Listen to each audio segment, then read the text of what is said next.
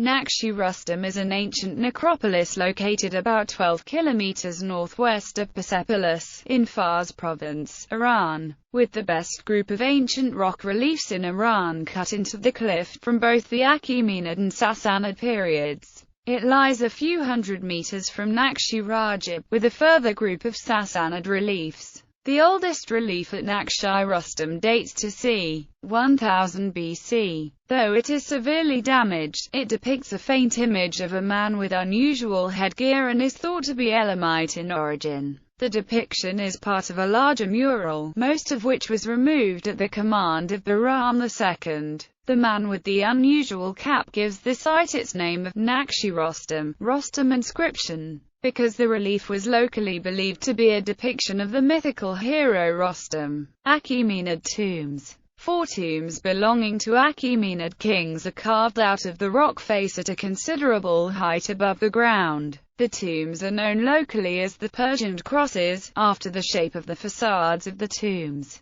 The entrance to each tomb is at the center of each cross, which opens onto a small chamber, where the king lay in a sarcophagus. The horizontal beam of each of the tomb's facades is believed to be a replica of the entrance of the palace at Persepolis. The order of the tombs in Naqsh-e Rustam, from left to right, is Darius II, Artaxerxes I, Darius I, Xerxes I. One of the tombs is explicitly identified by an accompanying inscription as the tomb of Darius I the Great. The other 3 tombs are believed to be those of Xerxes I, Artaxerxes I, and Darius II respectively. A 5th unfinished one might be that of Artaxerxes III, who reigned at the longest 2 years, but is more likely that of Darius III, last of the Achaemenid dynasts. The tombs were looted following the conquest of the Achaemenid Empire by Alexander the Great. Sassanid reliefs.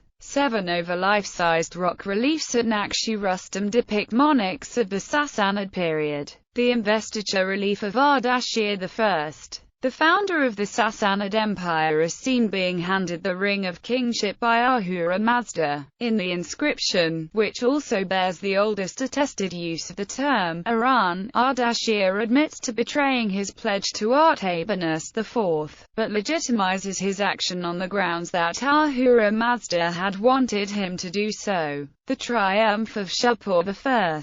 This is the most famous of the Sassanid rock reliefs, and depicts Shapur's victory over 2 Roman emperors, Valerian and Philip the Arab. A more elaborate version of this rock relief is at Bishapur, the grandee relief of Bahram II. On each side of the king, who is depicted with an oversized sword, figures face the king. On the left stand 5 figures, perhaps members of the king's family. On the right stand 3 courtiers, one of which may be Cartier. This relief is to the immediate right of the investiture inscription of Ardashir, and partially replaces the much older relief that gives Naqsh-e Rustam its name. The 2 equestrian reliefs of Bahram II. The first equestrian relief, located immediately below the 4th tomb, depicts the king battling a mounted Roman soldier. The second equestrian relief, located immediately below the tomb of Darius I, is divided into 2 registers, an upper and a lower one. In the upper register, the king appears to be forcing a Roman enemy from his horse.